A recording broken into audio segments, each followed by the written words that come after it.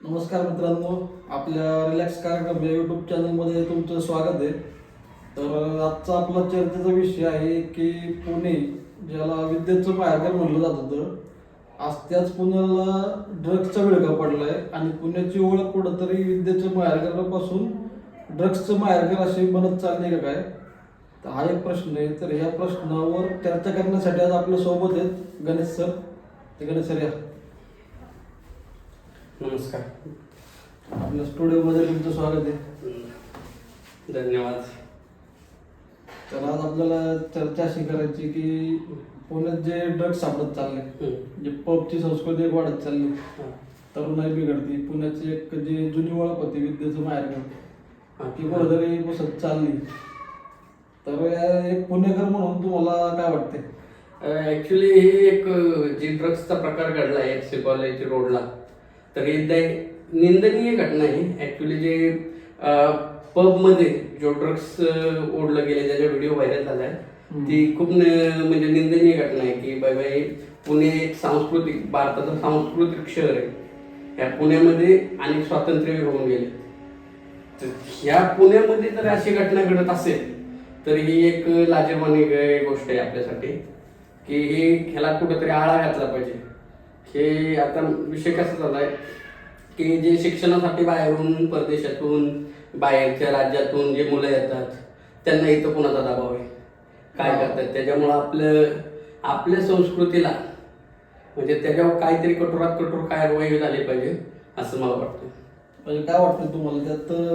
आपली आपली लोकल किती पोरं असतात, बाहेरचे किती? म्हणजे मला असं म्हणायचं की बाहेरच्याच मुळे आपले वेगळेत का आपल्यांचं पण काही सामायिक आपले स्थानिक ऍक्च्युली आपण काढले म्हणून बाहेरची येऊन हे करतायत. हॉटेल्स आपलेच आहेत. आता मुख्यमंत्र्यांनी आदेश दिले बुलडोजर चालवायला, जे कारवाई करा बोलले. तर त्याचा विषय असा आहे की बाबा हॉटेल मालक बी आता बुलडोजर चालवायचं परवानगी, म्हणजे त्यांचं म्हणणं कसं आहे की आम्ही समजा भाड्याने दिला, आता हे लिक्विड लेजर हॉटेलवरती हा प्रकार घडला, तर त्यांचं म्हणणं आहे आम्ही भाड्याने दिलं होतं आणि ज्याने भाड्याने घेतलं होतं त्यांनी ह्यांची काय परमिशन न घेता ते सुरू केलं होतं. आता ते सुरू केलं, ते कशात आलं, त्यांच्या खिशातून कुणी आणलं, हे एक इन्व्हेस्टिगेशनचा मुद्दा आहे. प्रॉपर्टी मालकाला काय बोलतात ना, त्याने भाड्याने दिली, आता भाडे करून त्यात काय करतोय? हो, ते बी आहे ना. एखाद्याने जर फ्लॅट दिला, भाड्याने जर फ्लॅट दिला, त्याच्यामध्ये जर काय अनुचित प्रकार घडला तर तुम्ही काय घर मालकाला फसाव देणार आहे का? हा बी प्रकार आहे. पण तुम्ही पूर्ण, तसं बी माझं कसं म्हणणं आहे, समजा ह्यांनी आपल्याला ऍक्च्युली पब संस्कृतीत नकोय पुण्यात. जी कारवाई करायची ते निस्वार्थी भावनेनी जे काय आहे ते, म्हणजे राजकीय हेतूने वगैरे ते काय प्रॉब्लेम नाही पाहिजे. ऍक्च्युली सगळ्यांनी एकत्र या, ही पब संस्कृती महाराष्ट्राची संस्कृती जपा, हे म्हणणे. चांगल्या कार्यासाठी सगळे एकत्र या, हे माझं म्हणणं आहे. राजकारण काय ते चालतच राहणार आहे, पण चांगल्या कार्यासाठी सगळे पक्ष एकत्र या पब संस्कृती, या ड्रग्स नशेच्या गोष्टीपासून जरा महाराष्ट्र कसा आलिप्त राहील याच्यावर चर्चा करून, विचार विनिमय करून कारवाई करून घ्या. तेच म्हणजे असं म्हणलं जातं की जिजामातांनी पुणे वसवलं, तिथं सोन्याचा नांगर चालवला. सावित्रीबाईंनी महिलांसाठी पहिली शाळा उभी केली नाही का, सिस्टमच्या विरोधात जाऊन अन्याय सहन करून आज महिलांना शिक्षण मिळावं, त्यांची प्रगती होईल म्हणून एक शाळा उभी केली याच पुण्यात.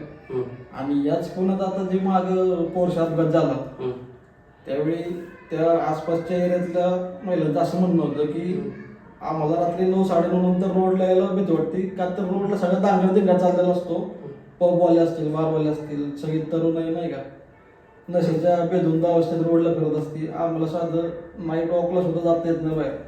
अच्छा, हा. म्हणजे आज शिवाजी महाराजांच्या पुण्यात आज महिलांना रोडला बाहेर यायची भीती वाटते. ऍक्च्युली सावित्रींच्या लेकींना हा प्रॉब्लेम जो येतोय तो कशामुळे येतोय?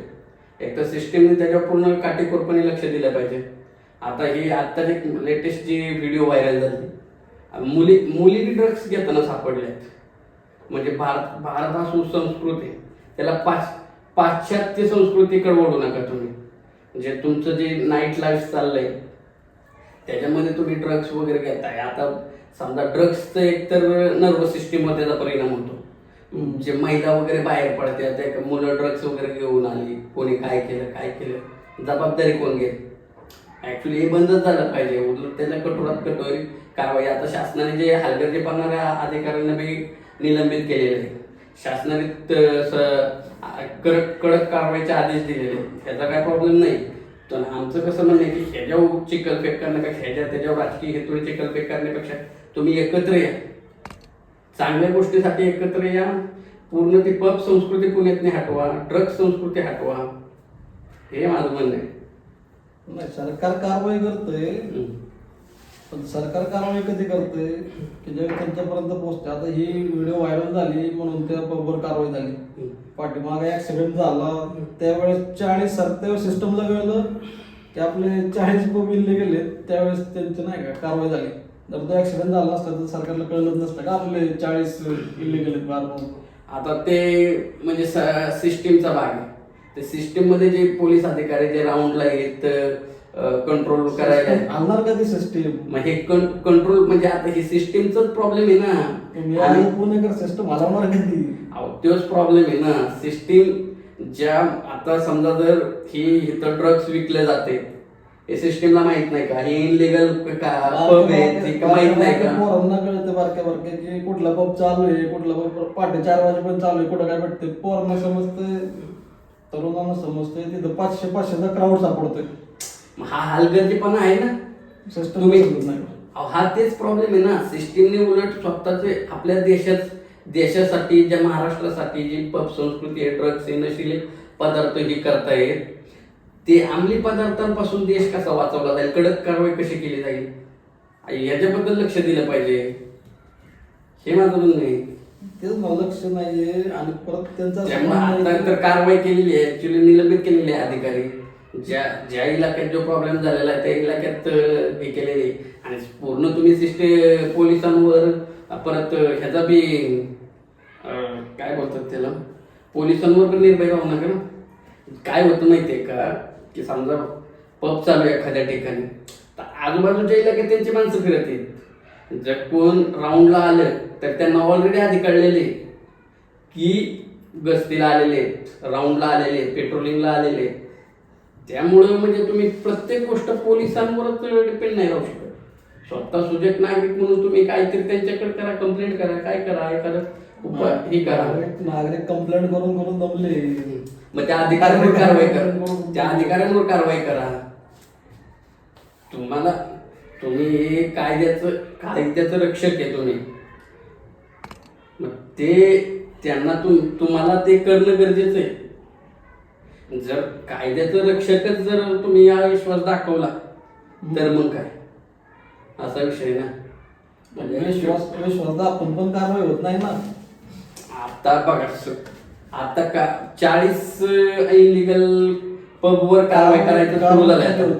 ज्यावेळेस मीडियात बातमी येईल किंवा नाही का चर्चा होईल त्यावेळेस कारवाई होणार. हे साफ चुकीचं आहे ना. ऍक्च्युली कसं पाहायला गेलं तर ही पहिलं सुरुवात झाली पाहिजे ही तुम्ही जे करताय. आता समजा जर एखादा ऍक्सिडेंट झाला, तुम्हाला कळतंय बाबा त्याच्याकडे लायसन नाही, ते पब इनलिगल आहे, हा विषय तुम्ही एकदा चेक करा. काय प्रॉब्लेम आहे सिस्टीम मध्ये, कुठं गोळ आहे, कुणाचं काय चुकतंय हे बघितलं पाहिजे. तसंच एक आता प्रश्न असा आहे की पुणेकर म्हणून तुम्ही पालकांना काय सल्ला द्याल की त्यांची पोर असतील ना हॉस्टेलला राहू किंवा घर राहू, रात्रभर बाहेर येत. ऍक्च्युली पालकांचे संस्कार असं नाही की ते पार्टी करण्यासाठी गेले, ठीक आहे 11-12चा टाइम, उद्या शेवटी त्यांच्या पण सुरक्षेचा प्रश्न आहे ना की रात्री काय झालं त्यांना किंवा आज सिस्टमने पण कुठं लक्ष द्यायचं, सिक्युरिटी जरी कुणाला द्यायची. पालकांना काय सल्ला द्याल तुम्ही? नाही, पालकांना एक तर मी असं सांगू इच्छितो की बाई तुमची जी मुलं आहेत त्यांच्यावर लक्ष संस्कार करणे ही तुमची जबाबदारी. म्हणजे कुठल्याही परिस्थितीत तुमचं पोरगं फेल जाणार नाही हे तुमची श्युरिटी पाहिजे. म्हणजे उद्या एखाद्याच्या माणसाच्या सांगण्यावरती तू जर ड्रग्स घेत असेल, दारू घेत असेल तर तुमचे संस्कार कुठेतरी कमी पडतात. म्हणजे तुमचा मुलगा बाहेर कुठल्याही देशात जाऊ द्या, कुठेही शिकू द्या, पण तुमच्या मुलावर तेवढा कॉन्फिडन्स पाहिजे की ह्या बाई एका थेंबाला शिवणार नाही, हात तोड नशा करणार नाही, ड्रग्स घेणार नाही. म्हणजे ही प्रत्येक तुम्ही सिस्टीमला म्हणजे तुमच्या काय मुलाला झालं की पोलिसांनी तिथं उभं राहावं, म्हणजे तुमचा तो घोडा तो ड्रग्स घेतोय हे करतोय हे तुम्हाला मान्य करू शकत नाही का तुम्ही? तर तुम्ही काय करू नये, मुलगा काय करतो मोबाईलमध्ये त्याचा काय विषय, कुणावर बोलतोय, काय करतोय, कशाबद्दल चर्चा करतो. थोडस फ्रीडम पाहिजे. रात्री 11-12 पर्यंत बाहेर फिरणं ठीक आहे, पण 4:30 पण वाजता ते तेवढा विश्वास बी पाहिजे ना की बाई कुठेही जाऊ दे मी काही करू शकत नाही, ना अंमली पदार्थ सेवन करू शकतो ना मी दारू पिऊ शकतो. नाही, आई बापाला कुठल्या वाटतं की बाबा मुलांनी ड्रग्स घ्यावं, दारू प्यावी, हा विषय आहे. तरुणांना असं काय वाटतं की आपण ड्रग्स घ्यावी, दारू घ्यावी, असं काय विषय म्हणजे? ऍक्च्युली हे जे बॉलिवूड, टीव्हीचा खूप परिणाम आहे. बॉलिवूड फॉलो करतात, तरुणाई काय करते, बॉलिवूड समजा गुन्हेगारी क्षेत्र बी त्यामुळं जास्त वाढत चालले की बाई बॉलिवूड त्यांचं फॉलो करायचं. ते ड्रग्स घेतात, दारू घेतात, गुन्हेगारी, बायगिरी, ह्या घटना हे टीव्हीचा परिणाम आहे. जसं जग जवळ आले, जसं आपल्याला वेगवेगळी माहिती मिळते, तसं तोटा बी त्याचा आहे. ॲज अ गुन्हेगाराचा काय म्हणजे तुम्ही काय कराल हे असं जे चाललंय? म्हणजे तुम्हाला काय वाटतं की तरुणांनी नशा केलं तर कशाची गेली पाहिजे? आता तुम्हाला जर नशा करायची, जर व्यसन करायचं तर अभ्यासाचं करा, एखाद्या ध्येयाचं करा.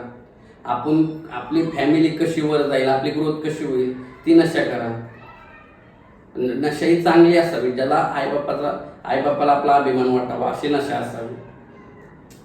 संडासात बसून ड्रग्स फुकणं ही नशा ही योग्य नाही. म्हणजे तुम्ही तुमचा विचार करा, आईबापाचा विचार करा, आईबापाच्या संस्कारांचा विचार करा, आपल्या आईबापाची मान उंचावेल अशी नशा कसावी, हे एवढंच मी सांगतो. पब्लिक टॉयलेटवर ते ठेवून ते ओढत होते ना का पावडर. आता एवढे पब्लिक टॉयलेटच्या जवळ गेलं तर फक्त झाकण तरी उडायला पाहिजे. हो ना, झाकण ओपन करून तरी त्यांनी ते हे करायला पाहिजे होतं. अजून जास्त नशा झाली असती, मग काय टेन्शन नसतं. काय एकीकडे कुठंतरी नाही का आपल्या खेड्यापाड्यातून येऊन तर आज पुण्यात अभ्यासिकेत 18 तास अभ्यास करतायत. लढतायत आणि त्याच पुण्यातच काय काय पोरं 4:30 वाजेपर्यंत ड्रग्स ओढतायत. मग तेच सांगतोय ना, याच्यावर कडक कारवाई झाली पाहिजे की म्हणजे असले पुण्यात नाहीच पाहिजे. म्हणजे पुण्यात नाही काय महाराष्ट्रात कशावर ड्रग्स घेणार काय अभ्यासिकेवर नाही ड्रग्स घेणाऱ्यावर, अंमली पदार्थ घेणाऱ्यावर म्हणजे महाराष्ट्रात देशात कुठे बी असू दे कडक कारवाई झाली पाहिजे. हे लागलेले किडे भारताला ती समूळ नष्ट झाली पाहिजे. कारण तरुणांचा देश आहे, जर तरुणाला जसं कीड लागायला लागलं तर देशाचं काय? हो ना, तेच तर सांगतोय ना की देशातलीच पूर्ण नायनाट झाला पाहिजे. त्याचा आपल्याला पाश्चात्य संस्कृतीकडे जायचं नाही. म्हणजे जगाप्रमाणे हे झालं पाहिजे, अपडेटेड राहिलं पाहिजे. पण हे असल्या ह्या गोष्टीत आपल्याला अपडेटेड नाही झालं तरी चालते. अभ्यासिका रात्री 10ला बंद होती आणि 5:30 पर्यंत चालतो. ही म्हणजे एक शोकांतिक आहे की भाई अभ्यासिका म्हणजे तुम्ही ठेवा ना 24 तास, काय प्रॉब्लेम आहे, करू द्या पोरांना अभ्यास. म्हणजे पबवर तुम्ही 4-4, 5-5 वाजेपर्यंत चालणार आणि तुमच्या अभ्यासिका तुम्ही 10 वाजता बंद करणार, म्हणजे वारा दुनिया. म्हणजे 4 पोरं रात्री अभ्यास करतील. तुम्ही चांगल्या गोष्टीसाठी चांगलं करा, वाईट गोष्टीसाठी काय आहे? चांगल्या गोष्टींना प्रोत्साहन द्या, वाईट गोष्टींना नको. नाही. आणि त्याचं आपलं जे पुण्याचं नाव होते त्याचा बी जरा विचार करा की बदनाम नाही झालं पाहिजे. पुण्याला एक ऐतिहासिक वारसा आहे, तो कुठेतरी जपलं गेलं पाहिजे. पुण्याचं नाव कुठेतरी जपलं गेलं पाहिजे. भले लोक जरी बाहेरून येऊन इथं धिंगाणा घालत असेल, म्हणजे 50% जरी बारमधले बाहेरची नाही ते आता जे हे करतात, आता ज्या मुलीचा व्हिडिओ व्हायरल झाला पूर्ण हिंदी बोलतायत ते. हा तेच ना, 50% तर तेच आहेत बाहेरचे की ते म्हणजे आपली बी नाही असं नाहीये. शिक्षणासोबत शिक्षण जॉब काय असेल पण दांगडा धिंगावर त्यांचा जास्त फोकस आहे. तुम्ही एन्जॉय करा, पण असलं अंमली पदार्थ सेवन करून काय एन्जॉय करा? तुम्ही ट्रेकिंग करा, गड किल्ले फिरा, ट्रॅव्हलिंग करा, बाकीचे शौक भरपूर आहेत. ज्या आपल्या आई बाप्पाला ज्या गोष्टीची लाज वाटेल की दुसऱ्याला सांगा हा माझा मुलगा असं असं करतो, त्या गोष्टी तुम्ही करू नका. म्हणजे एका वाक्यात सांगायचं झालं तर ठीक आहे. तर अशा प्रकारे होते आपल्यासोबत गणेश सर. तर धन्यवाद या विषयावर मार्गदर्शन केल्याबद्दल. धन्यवाद. नमस्कार.